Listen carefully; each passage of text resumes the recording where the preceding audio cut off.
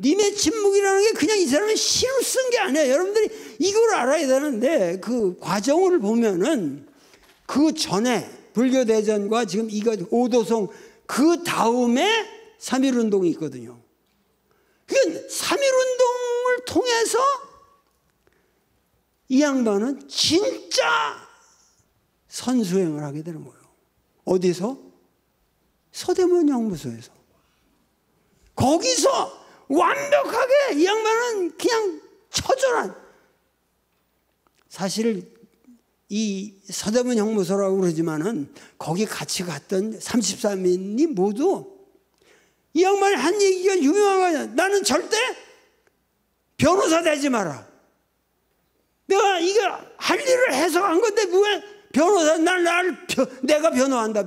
변호사 되지 마라. 그 다음에 사식을 넣지 마라. 너희들 저 춘성 보고, 그러니까 춘성 스님이 아주 곤혹스러웠대거든. 시봉을 들으려면 절간에 가서 뭐 그 사식에 넣고 이러는 게 시봉인데 그 안 받으시니까. 그리고 그거 뭐라고 하냐면은 변호사 되지 말라. 응? 그리고 보석 신청하지 마라. 보석. 그러니까 처절하게 이 양반은 3.1운동이라고 하는 그걸 통해서 그 서대문 형무소의 기간이라는 게 정말 그 심오한 님을 발견하는 수행이었어요. 님의 침묵은 님이라고 하나 명백한 주제를 가지고 그 테마를 가지고 쫙 짧은 시간에 아주 조직적인 사유를 통해서 그 조직을 냄새피지 않고 평범한 우리말로 표현한 거예요. 이거는 기적 중에 기적입니다. 세상에 이런 시가 없어요. 이런 시가 없어요. 근데 많은 사람들이 이 님의 침묵이라고 하는 거를 이해를 못하는 거죠. 왜? 이 사람의 인생을 모르니까. 불교 대전이라든가 이 사람의 그 이전에 그 조선 불교 유신론이라든가 이런 거를 여러분들이 읽어서 정말 숙지를 하고 통달을 하게 되면은 이게 이해가 되는데 그것이 없이 님의 침묵을 해석한다. 이게 넌센스예요.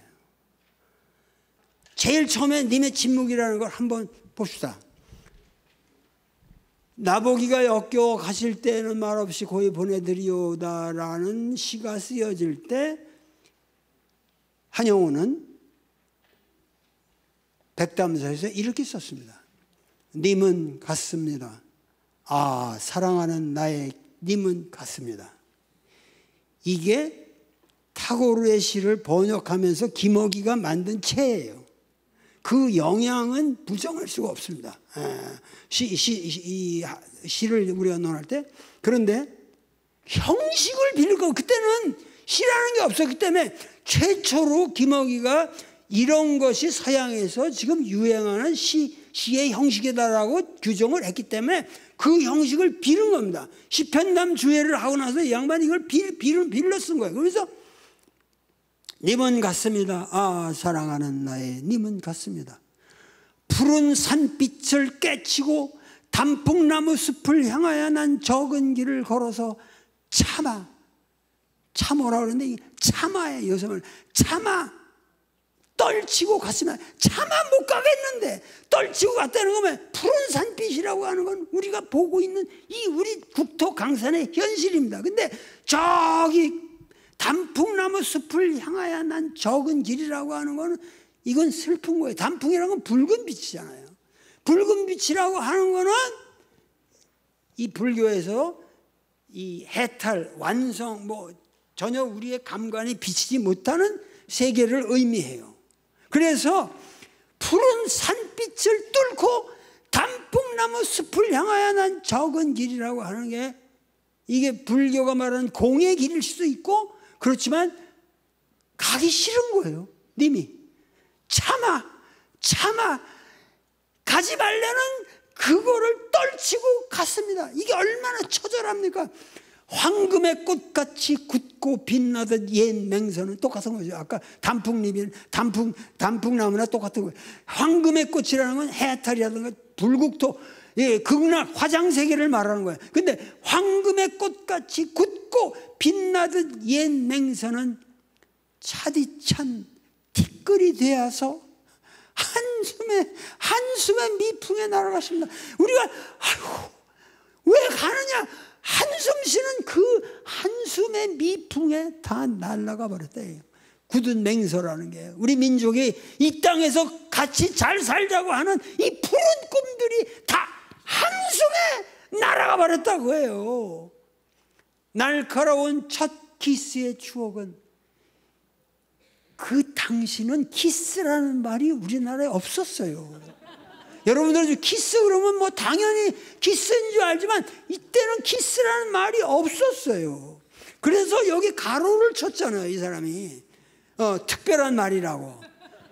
그것도 왜냐하면 예를 들면 중국에도 이 키스라는 말은 없습니다. 입이라고 하는 거는 먹는 거지. 여기다가 입 맞춰가지고 성감을 자극하다, 이건 우리 동양인들은 생각도 못했어요. 금병매에도 안 나와요. 네? 그러니까 전혀 없었던 거예요, 이런 이상한 습관은.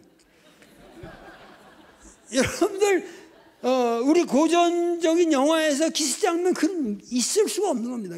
있을 수가 없고, 그러니까는 여기에 그 키스라는 것에 이 키스라고 하는 거는 정말, 저 뒤에 첫 키스라는 시가 따로 있어요. 거기를 다시 보시면 하지만 이 첫 키스의 추억이라는 거는, 이거는 여기서 표현하게 하면 날카롭다고 그랬어요.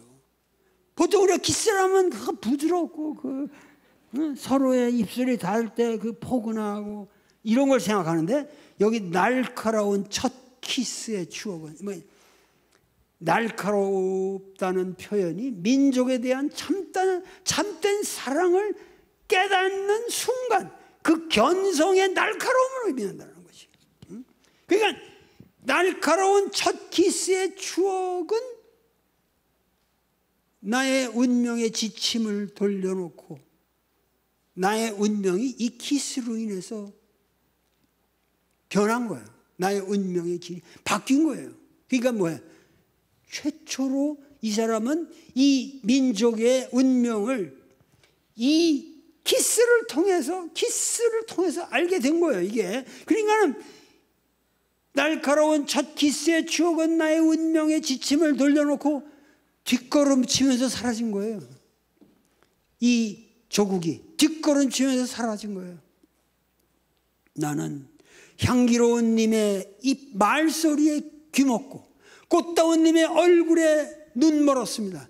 사랑도 사람의 일이라 만날 때는 미리 떠날 것을 염려하고 경계하지 아니한 것은 아니지만 이별은 뜻밖의 일이 되고 놀란 가슴은 새로운 슬픔에 터집니다. 그러나 이별을 쓸데없는 눈물의 원천으로 만들고 마는 것은 스스로 사랑을 깨치는 것인 줄을 아는 까닭에 걷잡을 수 없는 슬픔의 힘을 옮겨서 새 희망의 정수박이에 들어보았습니다. 그러니까 그 슬픔, 그 이별의 그 슬픔을 오히려 희망의 정수리, 생명의 이 희망의 숨구멍에다가 들어보았다는 거지. 이해가 돼요? 우리는 만날 때 떠날 것을 염려하는 것과 같이 떠날 때 다시 만날 것을 믿습니다. 아, 님은 같지만은 나는 님을 보내지 아니하였습니다.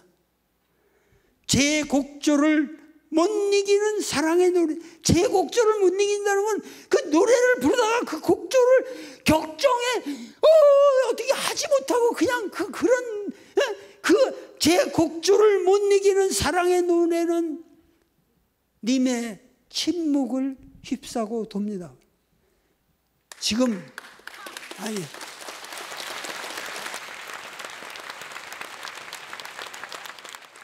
여기 님의 침묵이라고 하는 것은 식민지의 침묵이고, 그래서 제곡조를 못 이기는 사랑의 노래, 이 격정적인 곡조를 이탈하는 이 격정적인 진실의 노래가 님의 침묵을 휩싸고 돌면서 위대한 예술은 진리가 침묵하는 깊이에서 드러내는 것을 꾸준히 표현한다는 거죠.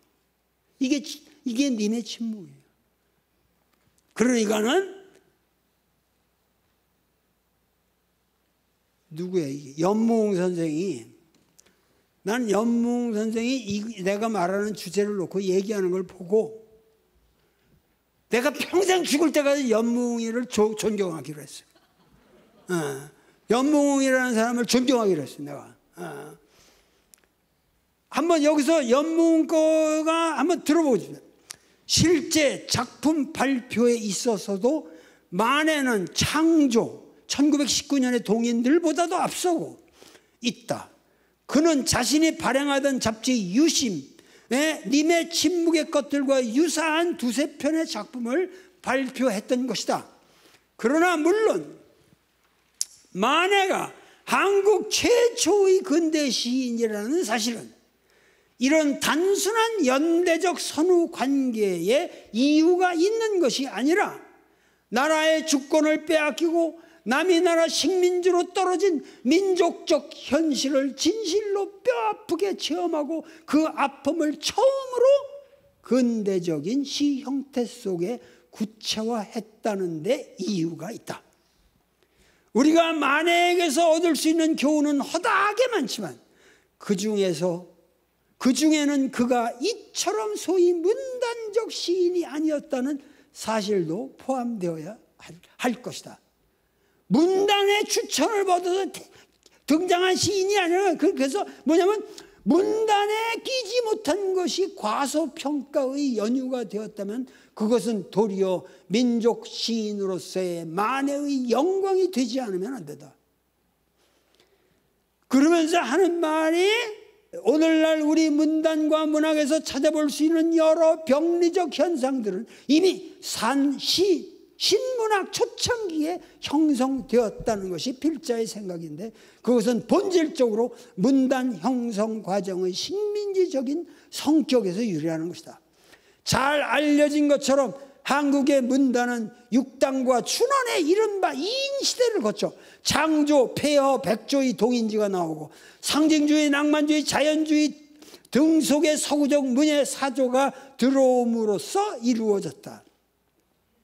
초기에는 그래도 조선인에게 정신적 생활이 없었다고 생각하는 따위의 반민족적 독선이 섞여 있음에도 불구하고 그 나름의 일정한 문화 계몽적 요소를 지니고 있었으나 1920년대 이후의 소위 문화 정치를 거치는 동안 그것마저 희미해지고 말았다. 이러한 문학적 표현과 종교적 신앙 가운데서 만해는 제국주의와 식민주의 및 그 수단으로서의 군국주의가 하나의 역사적 유물임을 통찰하고 누구보다 열렬하고 전투적인 평화의 시인이 되었다. 전투적인 평화, 이게 참 멋있는 말이죠. 그렇게 함으로써 그는 암담한 식민지적 현실에 있어서 그 현실이 허용하는 한계를 뛰어넘어 그 현실의 질곡을 갈파하고 앞으로 도래할 참된 현실의 질서를 노래하는 최초의 시인이 되었으며, 또한 다른 무엇으로도 환원될 수 없고 다른 무엇에 의해서 대치되거나 분해될 수 없는 절대적 유일자, 저 이름 없는 일체 중생, 일체 제법으로부터 생명을 넣어 호출해낸 지녀 진제로서의 님, 우리 문학사상 가장 빛나는 예술적 형상의 창조자가 되었다.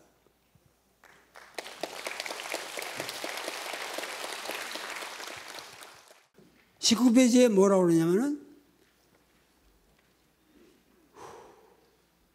벗이요, 타고르를 벗이라고 부른 거예요. 벗이요, 나의 벗이요,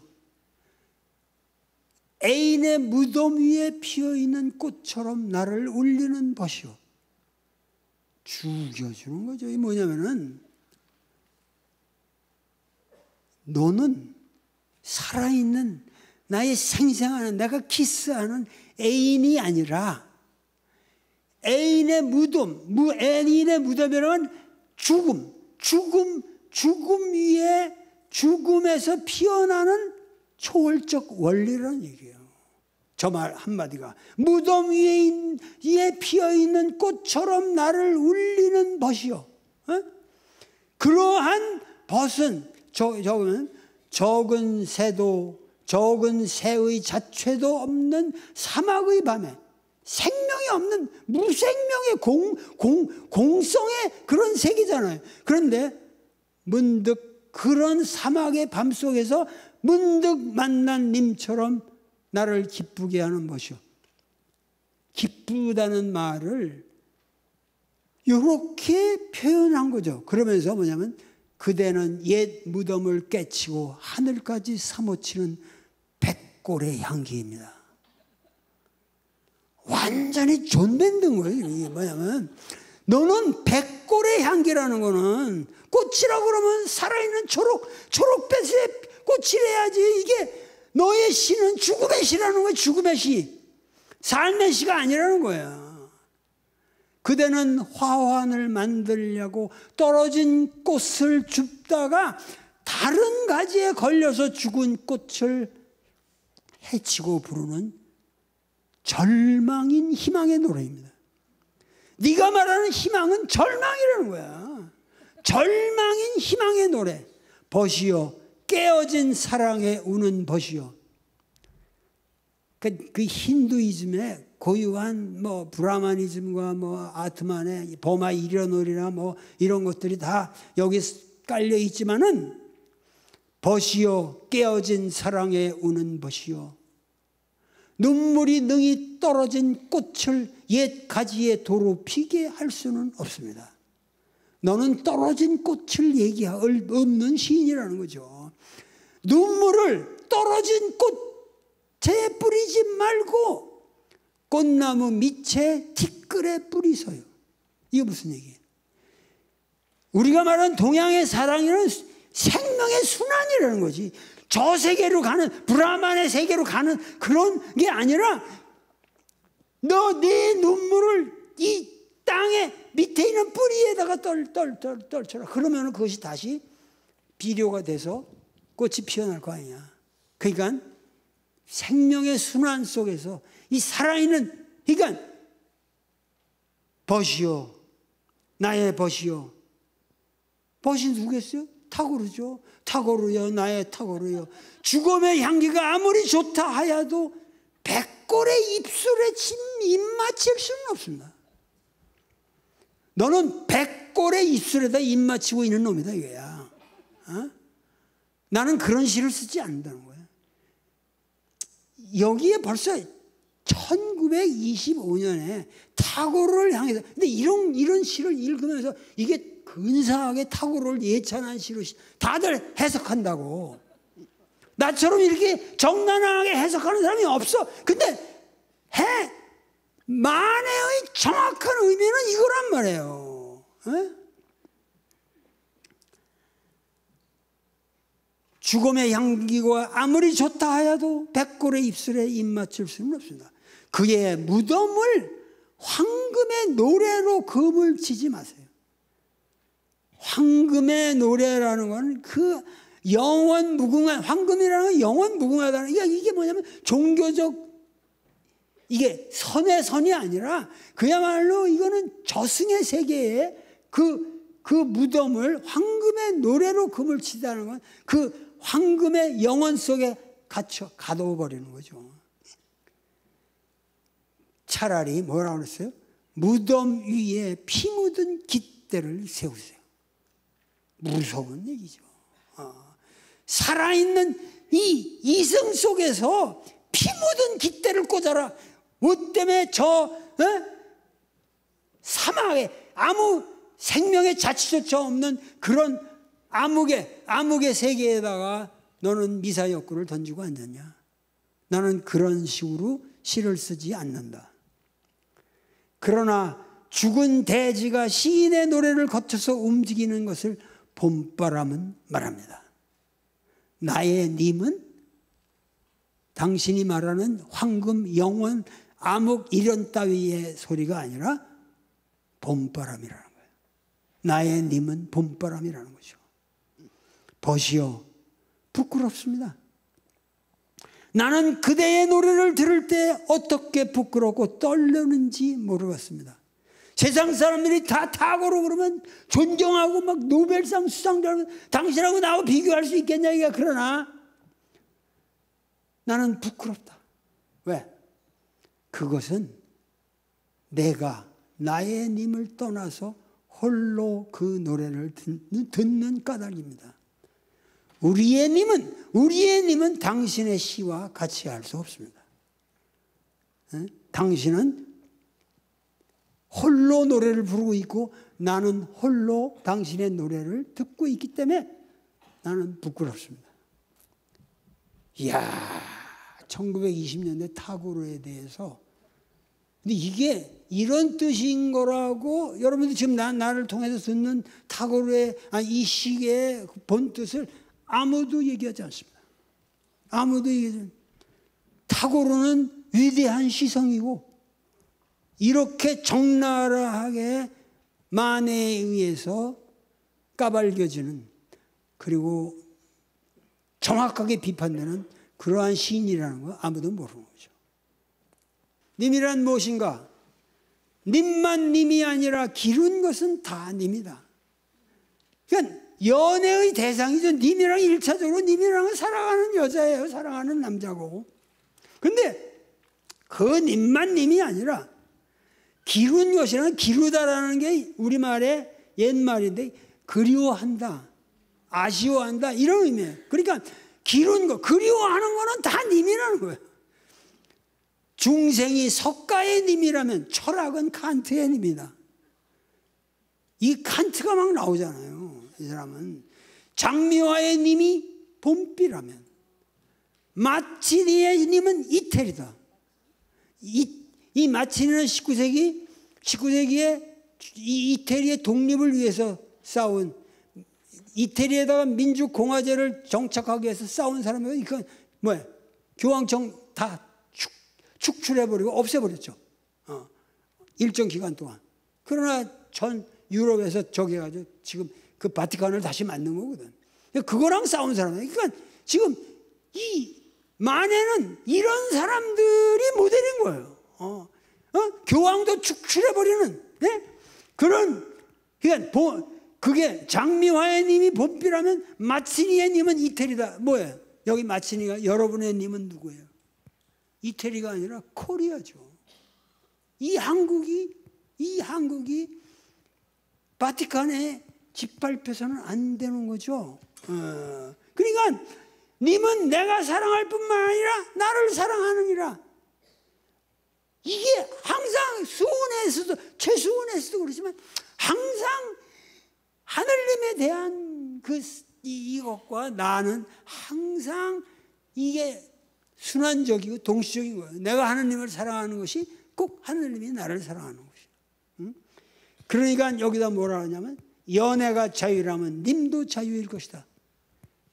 그러니까 이 시골서 그냥 옛날식으로 봉건식으로 얘기하고 결혼한 사람들이 시골에다 부인 그냥 버젓이 두고 서울에 와서 그냥 공부하다가 일본 유학 가고 이러면은 또 결혼하고.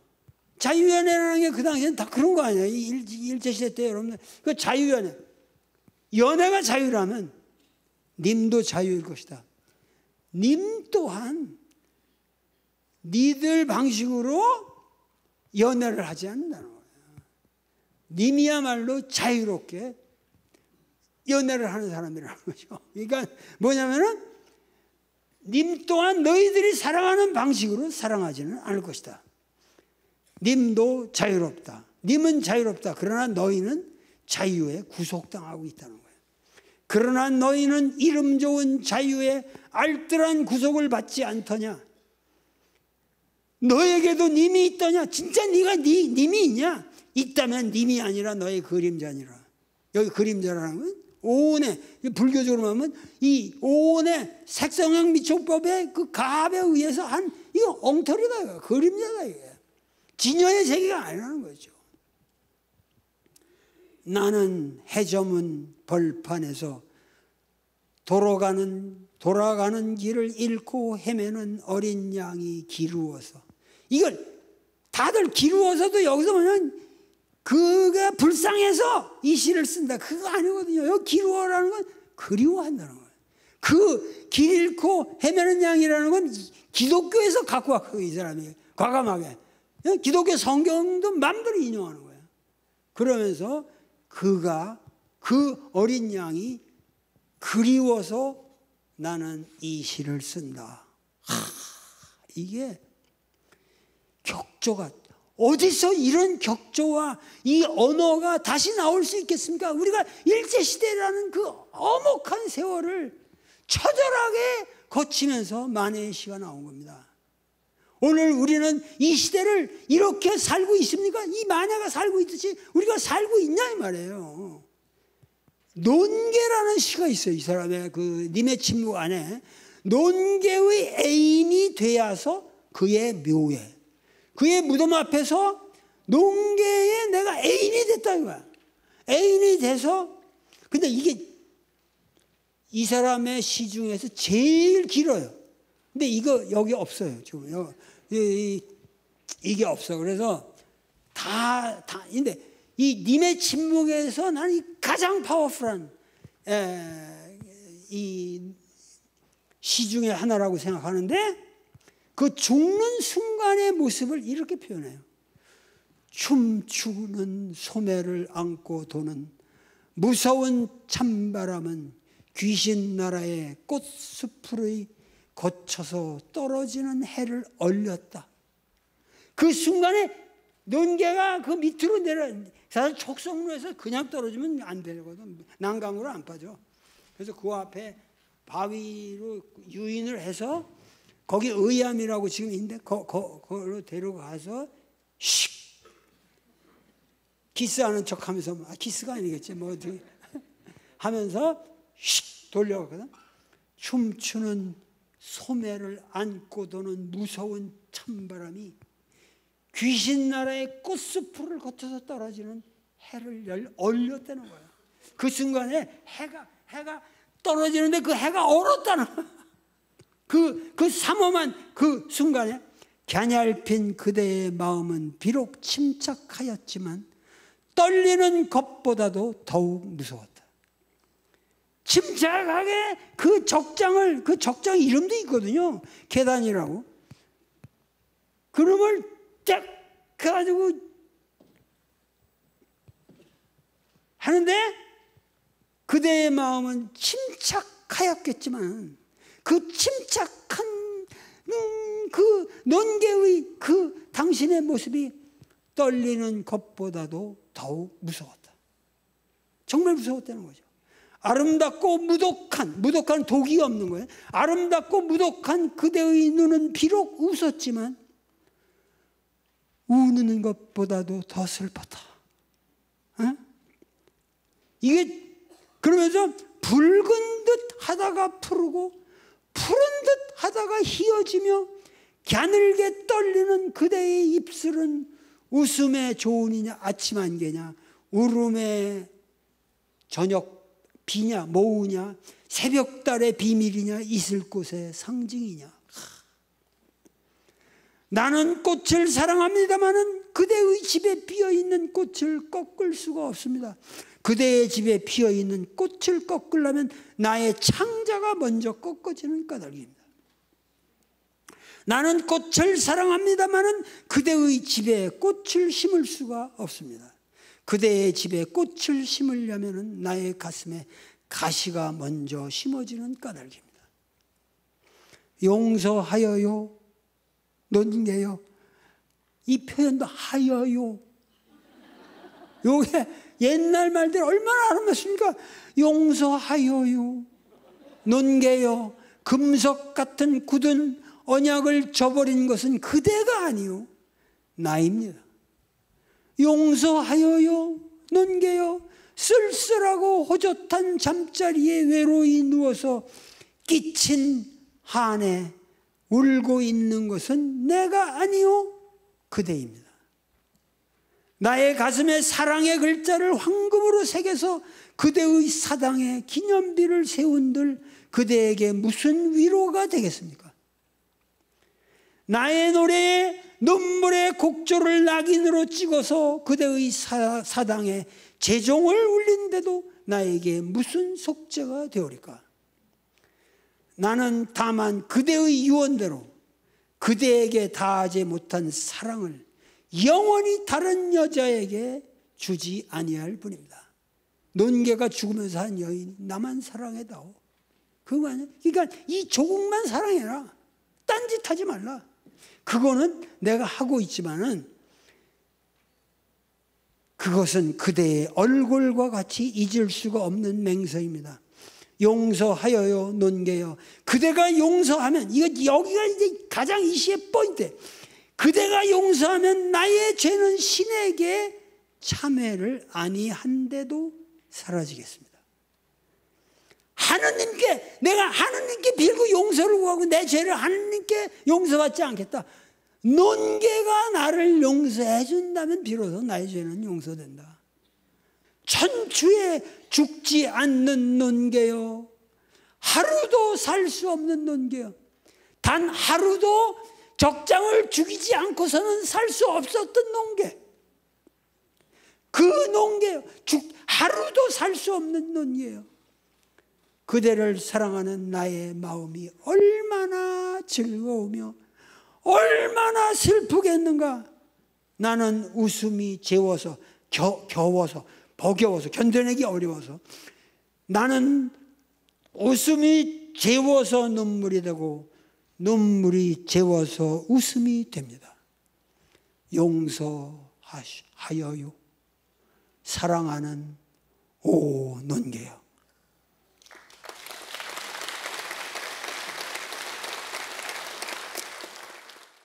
24페이지 첫 키스.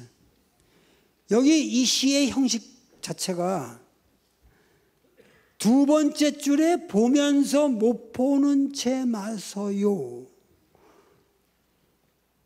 그게 메인이에요. 그러면 그 마서요를 앞에다가 강조한 거예요. 마서요, 제발 마서요. 이렇게. 마서요, 제발 마서요. 이게 5번 반복됩니다. 그죠? 첫 번, 세 번, 네 번째 줄, 5번째 줄, 7번째, 9번째 줄. 마서요, 제발 마서요. 보면서 못 보는 처에 마서요. 보면서 못 보는 처에, 사실 키스할 때 그렇잖아요, 여러분들. 근데 이걸 다 뭐 종교적인 무슨 깨달음이고 이런 뭐 불린 문자고 뭐 공의 깨달음이고 뭐 이런 식으로 다 해설해 놓는다고. 이게 첫 키스라는 건 진짜 한국인들로서는 경험할 수 없은 진짜 첫 키스예요, 이게. 근대화되면서 조국을 발견하면서 느끼는 첫 키스. 마서요, 제발 마서요. 보면서 못 보는 채 마세요. 자기가 가서 꽉 키스하면 될 텐데, 이 구조가 뭐냐면 키스를 당하고 싶어하는 남자의 모습이지. 어떻게 보면 보면서 못 보는 채 마세요. 그러면서 계속 키스를 해주기를 바라는 듯한 그런 눈치가 있는 거예요. 보면서 못 보는 채 마세요. 마서요, 제발 마세요. 입술을 다물고 눈으로 말하지 마세요. 키스는 입으로 하는 건데 입술을 꽉 다물겠어. 너 키스 안 해, 그런 식으로.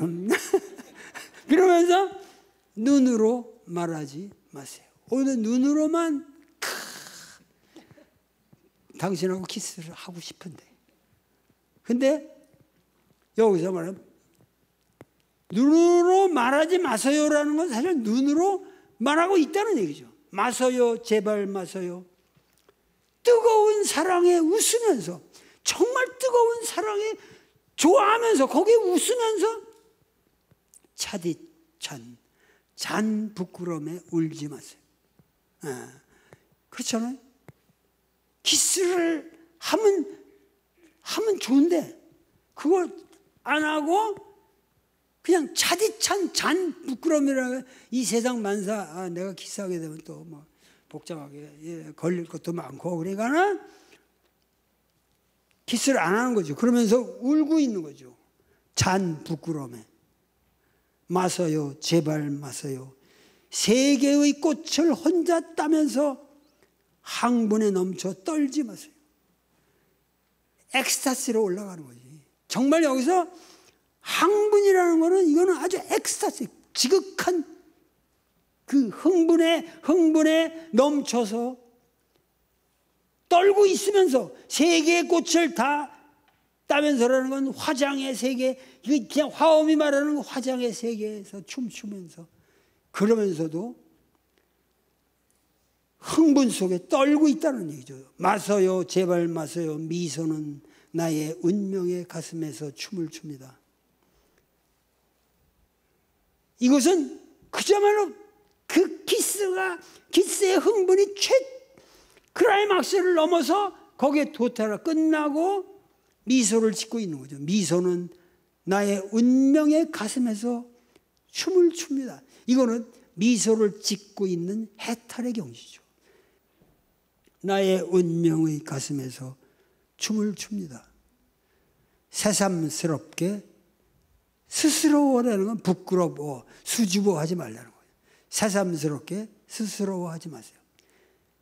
그러니까는 이게 보면서 못 보는 척하고 입술을 담아 눈으로 말하고 하여튼 뜨거운 사랑에 웃으면서 차디찬 참 부끄러움에 세계의 꽃을 담아 항분에 넘쳐 턴다. 미소는 나의 운명의 가슴에서 춤을 춥니다. 새삼스럽게 스스로하지 말라.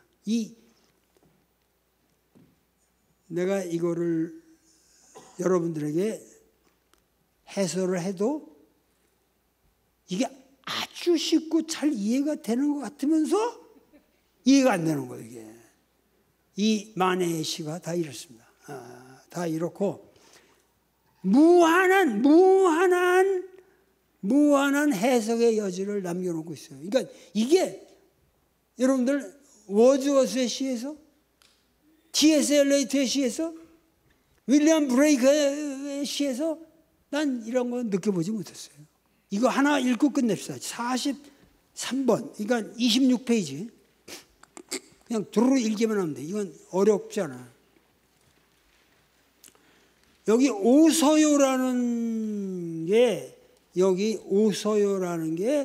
그 다음에 또 사랑의 끝판도 마찬가지지만은 마지막에다가 배열을 했거든요. 그러니까 처음에는 뭐예요? 님은 갔습니다. 조국이 떠나간 거죠. 조국이 사라진 거예요. 근데 이 마지막에 시는 오시고 있어요. 뭐예요? 조국의 해방이 곧 닥친다는 걸 예언하는 거예요. 그러니까 이 만해는 끝까지 40년대 들어서서 변절을 안 하고 시무장에서 그렇게 절개 넘친 삶을 살 수 있었던 모든 가능성을 이 시에서 읽을 수 있어요. 오서요. 오서요. 이런 표현이 얼마나 아름답습니까? 당신은 오실 때가 되었어요. 어서 오서요. 당신은 당신의 오실 때가 언제인지 아십니까? 당신이 오실 때는 나의 기다리는 때입니다. 광복의 시기죠. 나의 기다리는 때. 당신은 나의 꽃밭으로 오서요. 나의 꽃밭에는 꽃들이 피어 있습니다.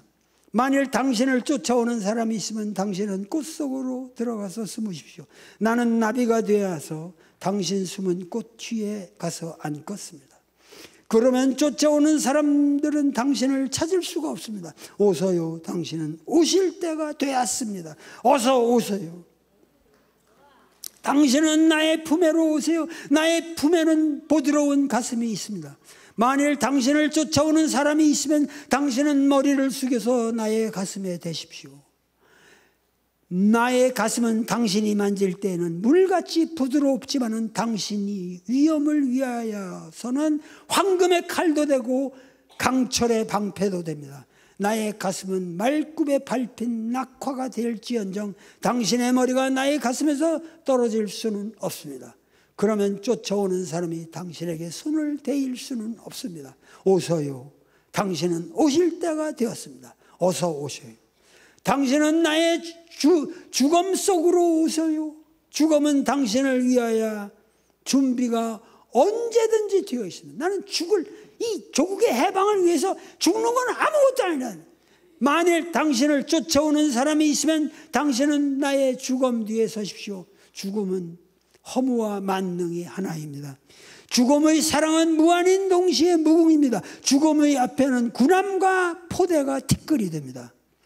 죽음의 앞에는 강자와 약자가 벗이 됩니다. 그러면 쫓아오는 사람이 당신을 잡을 수는 없습니다. 오소요. 당신은 오실 때가 되었습니다. 어서 오셔요.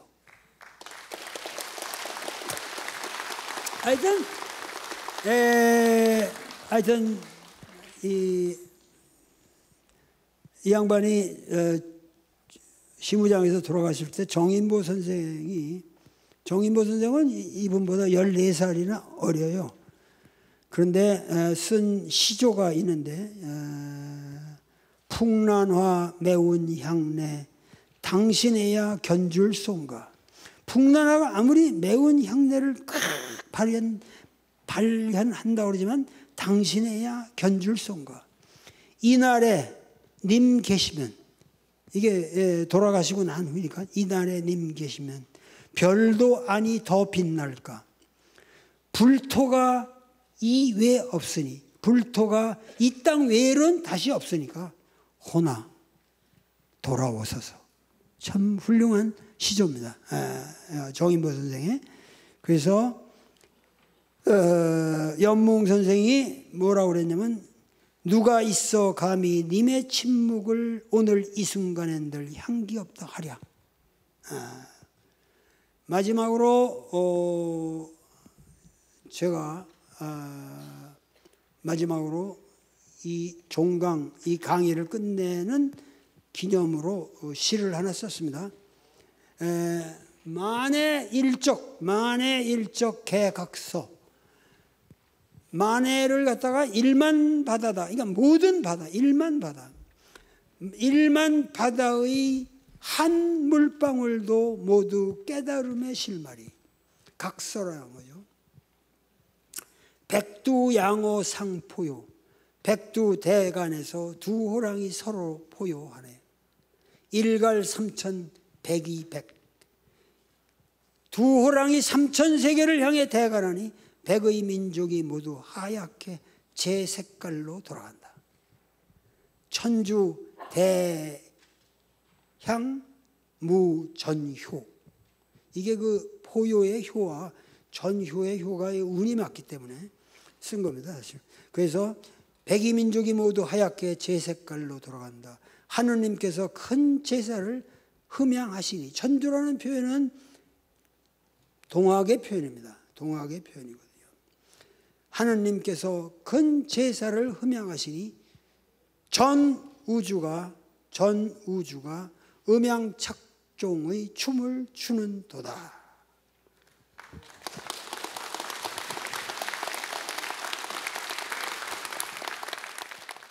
이 강의를 통해서 정말 만해를 이해해 주시기 바랍니다. 이 만해는 20세기를 통해서 제가 발견한 정말 유일한 거목이에요. 만해 한용운 선생은 근대 한국이 낳은 고사였다. 높을 것 짰습니다. 고사였다. 6페이지에.